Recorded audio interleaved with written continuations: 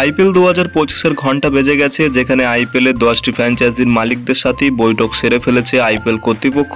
আগস্টে শেষে আইপিএল এর এই বৈঠক হওয়ার প্রধান কারণ ছিল সামনের দিনে আইপিএল 2025-এর মেগা অকশনের বিভিন্ন রুলস এবং রিটেনশন পলিসি নিয়ে আইপিএল এর গভর্নিং কমিটি 10টি টিমের মালিকদের কাছ থেকে তাদের ফিডব্যাক নিয়ে নিয়েছে এবং সামনের দিনে সেপ্টেম্বর অথবা অক্টোবরই আমরা জানতে চলেছি আইপিএল 2025-এর মেগা অকশনের সমস্ত রুলসগুলি, কতজন প্লেয়ারকে সমস্ত দলগুলি পুনরায় আবার তাদের দলে রিটার্ন করতে পারবে, কত কোটি টাকা পার্স থাকবে প্রতিটি দলের কাছে এই নিলামে। তবে বন্ধুরা, এখনো পর্যন্ত বিভিন্ন বিশ্বস্ত সোর্স থেকে যেমনটা রিপোর্ট উঠে আসছে, সামনের দিনে আইপিএল এর ফ্র্যাঞ্চাইজিগুলির রিটেনশনের সংখ্যা 4 থেকে বেড়ে 5 অথবা 6 হতে পারে, যার মধ্যে সম্ভবত 2 জন বিদেশি প্লেয়ার সহ একজন ভারতীয় আনক্যাপ্ট নিয়ে মোট 5 জন প্লেয়ারকে রিটেন করতে পারবে প্রতিটি দল। আর এই 5 জন রিটেনশন ছাড়াও আইপিএল এর দলগুলি নিলামের মাধ্যমে একটি অথবা দুটি আরটিএম কার্ডও ব্যবহার করতে পারবে। এখন বন্ধুরা, তোমাদের মনে প্রশ্ন আসতে পারে, এই আরটিএম কার্ড কি, নিলামের মাধ্যমে দলগুলি কিভাবে আরটিএম কার্ড ব্যবহার করবে, সমস্ত কিছুই বন্ধুরা সামনের একটি ভিডিওতে আমি তোমাদের জানাতে চলেছি। আর এখন আসা যাক আজকের ভিডিওর টপিকে।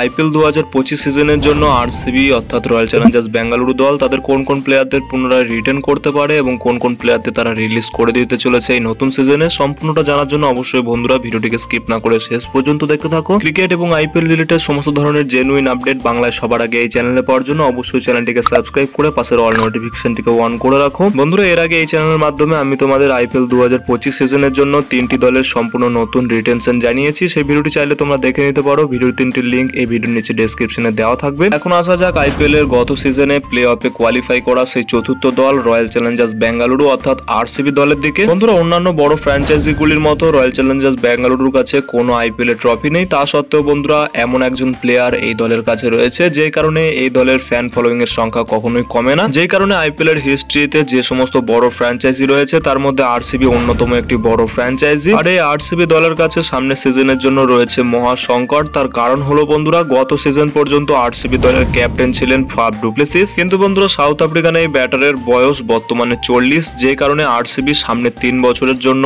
এই প্লেয়ারকে আবারও তাদের দলে রিটার্ন করবে কিনা সেটাই এখন সন্দেহের ব্যাপার। এমন অবস্থায় আরসিবি দলকে নতুন সিজনের জন্য নিলামের মাধ্যমে অথবা ট্রেডের মাধ্যমে তাদের দলে একটি নতুন ক্যাপ্টেনকে নিয়ে আসতে হবে। যদিও বন্ধুরা আরসিবি দল নতুন সিজনের জন্য তাদের যেই ক্যাপ্টেনকে অ্যাপয়েন্টেড করুক না কেন, তাদের দলের অবশ্যই সব থেকে বড় প্লেয়ারটি হলেন বিরাট কোহলি। আরসিবি দলের কাছে বিরাট কোহলি হলেন একটি ব্র্যান্ড। বর্তমানে ভারতের যে কোনো স্পোর্টস পার্সন তো দূরের কথা, যে কোনো সেলিব্রিটি থেকেও বিরাট কোহলি ব্র্যান্ড ভ্যালু সব থেকে বেশি, এই কারণে সর্বপ্রথম রিটেনশন হতে চলেছেন আরসিবি দলের কাছে বিরাট কোহলি। এছাড়া এখনো পর্যন্ত যেমনটা মনে করা হচ্ছে, কোহলি ছাড়া হয়তো আর 2 জন প্লেয়ারকেই রিটেন করতে পারে আরসিবি দল, যার মধ্যে বন্ধুরা সেকেন্ড রিটেনশন হতে পারেন ভারতীয় পেসার মোহাম্মদ সিরাজ। বন্ধুরা, সিরাজ গত সিজনে যেমনই ফর্মে থাকুক না কেন, সিরাজের মাপের একজন ভারতীয় পেসারকে অকশনের মাধ্যমে কোনোভাবেই পাবে না আরসিবি দল, এই কারণে আরসিবি দল অবশ্যই সিরাজকে আবারও রিটার্ন করতে চলেছে তাদের দলে। এছাড়া আরসিবি দলের কাছে গত সিজনে কয়েকটি ম্যাচে দুর্দান্ত পারফরমেন্স করা উইল জ্যাক্সকে তারা থার্ড রিটেনশন করতে পারে তাদের দলে। বন্ধুরা, ক্যামেরন গ্রিন অথবা গ্লেন ম্যাক্সওয়েলের থেকেও অনেক ভালো মাপের একজন ব্যাটার হলেন এই উইল জ্যাক্স। এছাড়া আরসিবির হয়ে তিনি কিছু ওভার বলও করতে পারবেন, তাই বন্ধুরা ইংল্যান্ডের এই ফিউচার সুপারস্টার ক্রিকেটারকে অবশ্যই তাদের দলে রিটার্ন করবে আরসিবি দল। বন্ধুরা, মনে হয় না নতুন সিজনের জন্য ক্যামেরন গ্রিনকে 17.5 কোটি টাকা দিয়ে আরসিবি আবারও রিটার্ন করবে, তাকে হয়তো আরটিএম কার্ডের মাধ্যমে আবারও নিতে পারে তাদের দলে আরসিবি।